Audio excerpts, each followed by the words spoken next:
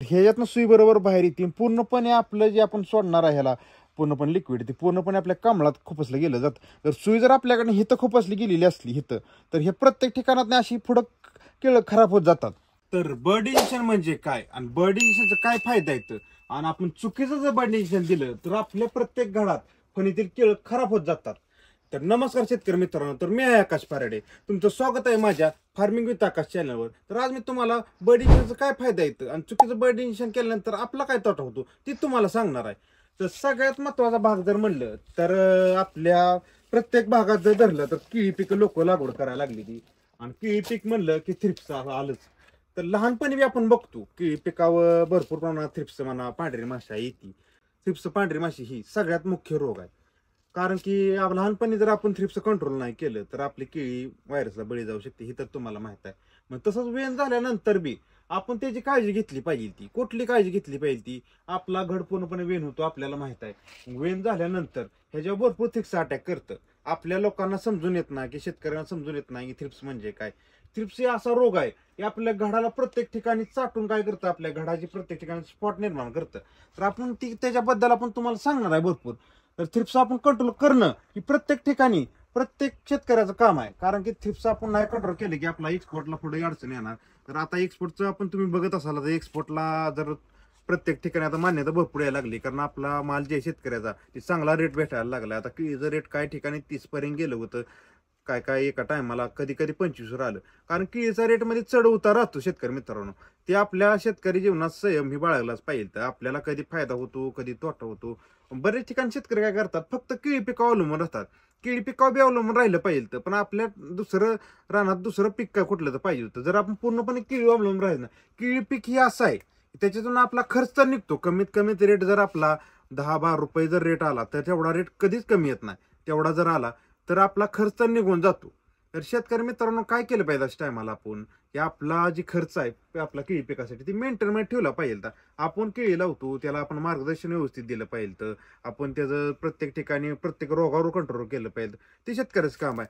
ते आपलं जर आपण पहिल्यापासून जर कंट्रोल करत आलं तर आपल्याला पूर्णपणे अवरेज म्हणा आपल्याला पुढे अडचण येणार नाही. आपलं जर अवरेज बद्दल सांगायला गेलो आपण तर आपलं अवरेज 30 ते 35 टन निघालं पाहिजे. त्या अंदाजान जर रेट जर पकडला 15-20 रुपये जर रेट म्हणला तर आपले 4-5 लाख होऊन जातात. त्यात आपला खर्च ऍड केला 1-1.5 लाख तर आपल्याला 3-3.5 लाख तर आसपास राहून जातात. तर रेट जर कमी जर पकडला आपण तर रेट आपण जर पकडला 10 रुपये तर आपला खर्च तर निघून जातो त्या ह्याच्यामधनं. तर केळी पिके असं आहे की शेतकऱ्याला कधी कधी फायदा देऊन जातं आणि कधी कधी तोटा देऊन जातं. तोटा ह्याचाच की कधी तर आपला खर्च निघला जातो. पण शेतकऱ्यांना संयम बाळगला तर केळी पिकाला चांगले दिवस आले ते नक्कीच प्रत्येक शेतकऱ्याचा केळी पिकातून 100% फायदा होणार आहे. तर इथं आपण आता मेन टॉपिक वळू. आता वर बर्ड इंजेक्शन मारताना काय होतं वर पाला असतो त्यामुळे आपल्याला दिसून येत नाही की इंजेक्शन कसं मारायचं. तर शेतकरी मित्रांनो इथं आपल्याकडं काय झालं वर पाला असल्यामुळे आपल्याला समज नव्हतं की इंजेक्शन मारताना. तर आपल्याकडनं काय झाली तर चुकीच सुई खोपसली गेली. तर तुम्ही इथं बघू शकता आपल्या इथं फक्त 2च फाण्यात केळ खराब झाली ती. आता हे काही एक्सपोर्टला चालत नाही. ही पूर्णपणे फेल केळ आहे आपलं. आता ही आपल्याकडनं चुकी झाली त्याचा आपल्याला आता पश्चाताप होती की आपण तेव्हा जाऊ बघून इंजेक्शन मारलं असतं बरं झालं असतं. तर शेतकरी मित्रांनो बर्ड इंजेक्शन मारायचं म्हणजे ही बी सोपी बी आणि तेवढं कठीण बी काम आहे. फक्त काळजी कुठली घ्यायची की आपल्याकडनं सुई चुकीशी खूपच गेली नाही पाहिजे शेतकरी मित्रांनो. तर तुम्हाला मी तर दाखवत आहे आपले जर ही कमळ वर असतं कमळात पूर्णपणे सुई इथं वरती खुपसली गेली पाहिजे सेंटरला. आपली केळ कुठं असतात प्रत्येक ठिकाणी तुम्हाला मी इथं सोलून दाखवतो. आता प्रत्येक ठिकाणी आपलं केळ हिथं असतं फणी. ती इंजेक्शन जे आहे ते आपलं सेंटरपासून थोडंसं अंतरावर इथं खुपसलं गेलं पाहिजे. इथं जर खुपसलं गेलं आपलं तर ह्याच्यातनं सुई बरोबर बाहेर येते पूर्णपणे आपलं जे आपण सोडणार आहे ह्याला पूर्णपणे लिक्विड ते पूर्णपणे आपल्या कमळात खुपसलं गेलं जातं. तर सुई जर आपल्याकडे हिथं खुपसली गेलेली असली हिथं तर हे प्रत्येक ठिकाणात अशी पुढं केळं खराब होत जातात. तर शेतकरी मित्रांनो हे आपलं बर्ड इंजेक्शनचा नौजल आहे आणि ह्याला सुई कशी आली तुम्ही इथं पुढे बघू शकता. तर हे आपण कुठून घेतला आपल्या युट्यूबच्या डिस्क्रिप्शन मध्ये आपली इन्स्टाची लिंक आहे. तिथं जाऊन तुम्ही SMS इन्स्टॉल करू शकता. तिथं मी तुम्हाला डिटेल देऊ शकतो घन कुठून आणला. तर इथं आपण आता सगळ्यात आधी इथं आपला नौजल जोडून घेणार आहे. ह्याला इथं एक मोठी येते या मोठ्यामध्ये आपल्याला नौजल आपला ऍडजस्ट करायचा. इथं आपण आता पंपाचं आपलं जे पुढलं टोपण आहे तिथं बसवत आहे ह्याला आपण आता हे जोडून घेतलंय पूर्णपणे. आता ह्याच्यात आपण पाणी भरून आणलेलं आहे. इथं तुम्हाला आता मी दाखवणार आहे आता आपण कसं वापरायचं पुढं. आता इथं आपण पुढं पंप ठेवून घेऊन या खाली. आता आपण या ठिकाणी पंप ठेवलाय तर आपण इथं आता टाटामेड औषध वापरणार आहे. टाटामेड औषध आपण लिटरला 1 मिली वापरणार. आपलं प्रमाण लिटरचं 1 मिली. आता बर्ड इंजेक्शन करताना आपण 1 मिलीनं प्रमाण घेणार आहे. इथं आपला जे पंप आहे आता ते मी जवळजवळ 5 लिटर पाणी आता भरलेलं आहे पंपात. तर इथं तुम्ही 5 ml फक्त ही घेताय आता टाटामेडा. आता इथं मी टाटामेडा पंपात टाकून घेत आहे. पंप पूर्णपणे आपल्याला आधी मिक्स करून घ्यायचं आहे. मग आपलं लिक्विड जे आहे टाटामेडा बरोबर ह्याच्यात मिक्स झालं पाहिजे. तर काही वेळेस काय होतं माहिती आहे का, आपण लिक्विड ओततो पण ते मिक्स होत नाही. ते आता आपलं पूर्णपणे लिक्विड मिक्स झाले. आता तुम्हाला मी दाखवतो. आपण इथं आता इथं इंजेक्शन मारणार आहे. आता इथे कमळाला मी इंजेक्शन मारायची योग्य पद्धत बी कुठले ती बी तुम्हाला सांगणार आहे. तर सगळ्यात पहिल्यांदा आपण इंजेक्शन आधी कसं चालतंय ती दाखवणार आहे तुम्हाला. इथं बघा तुम्ही आता इंजेक्शन मधून कसं लिक्विड बाहेर येतंय ते तुम्हाला दाखवणार आहे. हे तुम्ही बघू शकता आता कसं लिक्विड बाहेर आलं जातंय. तर शेतकरी मित्रांनो, सुरुवातीला काय करायचं, आपला सेंटर बघायला. सेंटर पासून सुई आणि एखाद्या जर आपल्याला इथं पांढरा अडथळा आणत असलं तर तुम्ही ती फाडू शकता पान. एवढं काय नॉर्मल थोडं फाडायचं, जास्त पानं फाडत बसायचं नाही.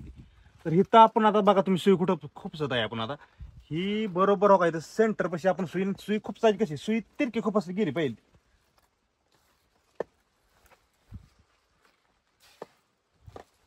इथं आपली सुई खुपसली गेली. आपण बऱ्याच वेळा काय होतं, जरा आपण ढकलताना कमळ मोडलं जातं, त्याची आपण काळजी घेतली पाहिजे. इथं आपण सुई खुपसून घेतली. आता इथं आपण मोजून फक्त 100 ml पाणी फक्त सोडणार आहे. ह्याचा आपल्याला अंदाज लागलेला आहे. आपण बरोबर पाणी 100 ml सोडलेलं आहे. तर झालं की आज्यात सुई वडून घ्यायची आहे बाहेर. भरपूर ते आपल्या कमळाला बी त्रास झाला नाही पाहिजे, त्या हिशोबानं आपण सुई खुपसायची आहे शेतकरी मित्रांनो. तर ह्याचा रिझल्ट आपल्याला नंतर जाणार आहे. आता हे आपण लिक्विड आतमध्ये सोडलं पूर्णपणे. आता ह्याचा रिझल्ट कसा जाणार आहे ती तुम्हाला सांगतो मी. बऱ्याच वेळा काय होतं, आपल्या घराची वेन चालू असते. आता ही पूर्णपणे घडी वेलेला आहे, त्याची वेन चालू आहे. वेन होताना काय होतं, आपण फवारणी करण्याकडे थोडं आपलं दुर्लक्ष जातं किंवा आपण फवारणी घेऊ पण शकत नाही. ह्याची चालू असते पूर्णपणे वेन. आणि तोपर्यंत आपण काय करतो, कमळ मोडल्यानंतर फवारणी चालू करतो. आता आपलं लिक्विड पूर्णपणे त्या कमळात मी सोडलेलं आहे. लिक्विड आता पूर्णपणे आपलं ही उमल असताना ह्या पूर्णपणे केळात पसरलं गेलेलं असतं. त्यामुळे ह्याच्यावर थ्रिप्स अजिबात अटॅक करू शकत नाही. आता आपल्याकडनं कुठं एखादे जर चकमणी राहिलं होतं आता इंजेक्शन करायचं, काय व्हायचं, आपण 3 ते 4 दिवसात इंजेक्शन मारत होतो. तर त्या गॅपमध्ये आपलं कुठं तर पालतं पडलेलं कमळ होतं. पालतं पडल्यानंतर अजिबात इंजेक्शन मारायचं नाही. जर पालतं पडलं जर इंजेक्शन जर मारलं आपण, असं खाली जर कमळ पालतं पडलं, जर आपण त्याला इंजेक्शन मारलं तर त्या ठिकाणी बी केळ खराब होऊ शकतात तुमची. त्यामुळे पालतं पडल्यानंतर अजिबात तुम्ही इंजेक्शन मारायचं नाही. इथं आपण वरती असताना इंजेक्शन मारलं गेलं पाहिजे. तर आपण इंजेक्शन मारलेलं असतं ते आपलं पूर्णपणे लिक्विड आपल्या पूर्णपणे फणीत पसरलं असतं, केळात पसरलं असतं. त्यामुळे आपल्याला रिझल्ट जाणवतो. ह्याच्या अजिबात थ्रिप्स अटॅक करत नाही. तर इथं आपल्याकडून ह्याला राहिलं होतं करायचं. तर तुम्ही इथं बघू शकता, इथं आपलं कसं मच्छरनं स्पॉटच केले ते सगळ्या. ह्याला काळं काळं तुम्हाला डाग दिसत असतील शेतकरी मित्रांनो. तर हे आपल्याकडनं काय झालं, थोडं राहिलं होतं करायचं. तर इथं बघा काळं पूर्णपणे डाग थ्रिप्सचं इथं आलेलं आहे आपल्या ह्याच्यावर. त्यामुळे बर्ड इंजेक्शन किती फायद्याचं आहे तुमच्या डोक्यात आलंच असेल. तर ह्याला बर्ड इंजेक्शन राहिलं होतं, तर त्यामुळे ह्याची किती केळ खराब झाली ती तुम्ही बघितलं. स्पॉटना किती स्पॉट पडले. म्हणजे खराब म्हणजे ती पूर्णपणे खराब नाही, त्याच्या मच्छर स्पॉट पडले. ती पुढे जाऊन थोडंसं कंट्रोल होते, पण 100% होत नाहीत. तर आता तुम्हाला मी इथं दाखवणार आहे. आपल्याकडं पुरेपूर त्याला बर्ड इंजेक्शन मारलं गेलं होतं. त्यामुळे ह्या झाडात किती स्पॉट आहेत का ती तुम्हाला दाखवतो. आता तुम्हाला इथं दिसत आहे पूर्णपणे ह्याच्यावर आपला एकही सुद्धा स्पॉट नाही कुठल्याच. वरच्या फणीत बघा पूर्णपणे ह्याच्यात कुठं स्पॉट दिसणार नाही तुम्हाला. कारण की जे इंजेक्शन जे मारलं होतं आपण घडात ती भरपूर रिझल्ट आपल्याला जाणवला आहे. आणि आपण नंतर फवारणी घेतल्या थ्रिप्सच्या, त्यामुळे आपल्या घडाला ह्या कसलंही थ्रिप्स जाटलेलं नाही, कुठं डाग बी पडलेला नाही. त्यामुळे बर्ड इंजेक्शन मारलं पाहिजे. आता बर्ड इंजेक्शन मारलं त्याचा फायदा बघितला आपण, तोटा सांगितला तुम्हाला शेतकरी मित्रांनो. त्यामुळे तुमच्या लक्षात आलं असेल की बर्ड इंजेक्शन मारणं किंवा न मारणं हे प्रत्येक शेतकऱ्याने ठरवलं पाहिजे. तर आजचा जर व्हिडिओ तुम्हाला आवडला असेल तर आपल्या अकाउंटला सबस्क्राईब करून घ्या, लाईक करा, बेल आयकन प्रेस करा आणि तुम्ही कमेंट करू शकता. तुम्ही जर कमेंट केला तर मला थोडंसं मोटिवेशन भेटेल आणि आपण लवकरच शेती संबंधित अजून व्हिडिओ आणण्याचा प्रयत्न करू. धन्यवाद. जय जवान जय किसान.